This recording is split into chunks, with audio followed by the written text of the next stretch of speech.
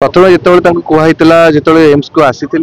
admission करी आणिकी तो से कहला जे 72 आवर बहुत इंपोर्टाट बट प्रथम फास्ट दिन किसी उन्नति नहीं सेकेंड डे रे सामान्य उन्नति परिलक्षित होता बट ग्राजुअली फाइनाली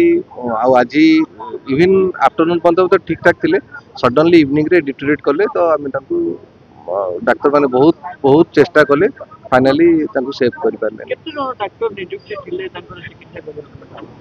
मेन डाक्तर थे डॉक्टर श्रीकांत आउ सब डिपार्टमेंट डॉक्टर मान इनवॉल्वमेंट था जो डिपार्टमेंट असुविधा थिला जमती मल्टी ऑर्गन फेलियर थिला तो ऑलमोस्ट समस्ते इन्वॉल्व होते मां कहले इंजेक्शन आछि तो सेटा आईबी इम्यूनोग्लोबुलिन दिया होतला तो इनिशियल जेते आईबी इम्यूनोग्लोबुलिन दियाला तो सेतोडी डॉक्टर कहितले एमती नाही जे पूरा गोटे मिराकल हे जीवो हम चेष्टा करियो ग्रेजुअली इंप्रूव होतले बट सडनली इवनिंग रे आउ किछि बीपी फॉल कला आउ किछि इंप्रूव करि परले मां कहले एयर लिफ्ट करा जाको मुख्यमंत्री निर्देश एयर लिफ्ट करा जाको एटा किछि कमी रहले एडमिशन बेले एते भी कंडीशन भल नथिला जो थरे आमे एयर लिफ्ट करि परिबा तो सेति पई सब डॉक्टर को परामर्श रे इनिशियल स्टेबल हैला पर तांको एयर लिफ्ट हेतांता बट से जो स्टेज समयटा हम तांको स्टेबल करि परले मां गुटे अभियोग नहीं नहीं से सेटा मु से विषय किसी मंतव्य दे पारि आम तो कहूचे जे कटक रे जो तांकर वासस्थान अछि टिके सेठी रखिकी जो मान तांकर फैन फॉलोअर्स थिबे तमन दर्शन देकी तापर फाइनली ताल किटनागढ़ देकी एठु केते बेले बाहरिबे एबे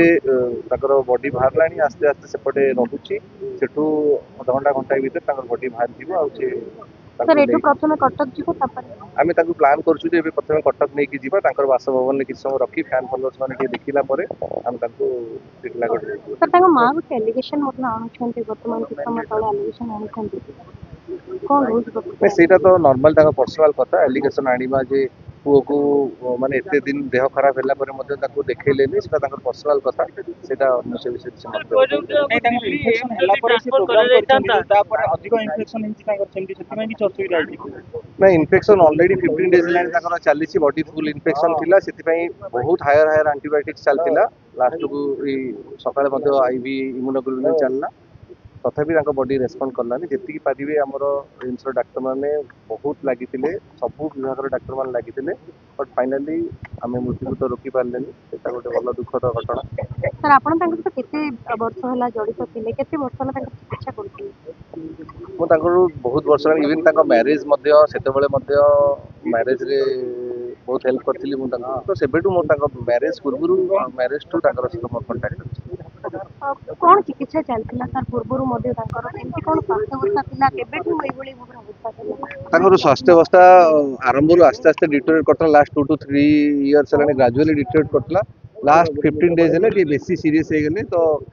जेतले हॉस्पिटल रिसीव कला टी ऑलरेडी बहुत एडवांस स्टेज रे हे गेला सर कोले तांको दिल्ली ट्रांसफर कर जाइतांता तले तांको स्वास्थ्य अवस्था की सुधार आछन नहीं दिल्ली ट्रांसफर कले जे पूरा भलो हितांता एटा भूल कथा कारण से एते अनस्टेबल थिले जे तांको एयर लिफ्ट करिया मध्ये कष्ट हिताला सर 12 तारिख पर्यंत से हॉस्पिटल जाय नथिले सेते बेले को तांको स्वास्थ्य अवस्था बिगड़ी जेथिले और निश्चय कारण जेतले से आरंभ हैला सेही टाइम रे हमें देखैथिले पूरा भलो हितांते जेतु हमर गोल्डन आवर जोटा कहंती लेट रे आसिले हम पाकू से डॉक्टर पाके पहुंचला ऑलरेडी लेट हे गेलानी 15 डेज आगुर जदि हमें करितांते हमें गोटे बहुत बड़ टैलेंट को रोकी पारतांते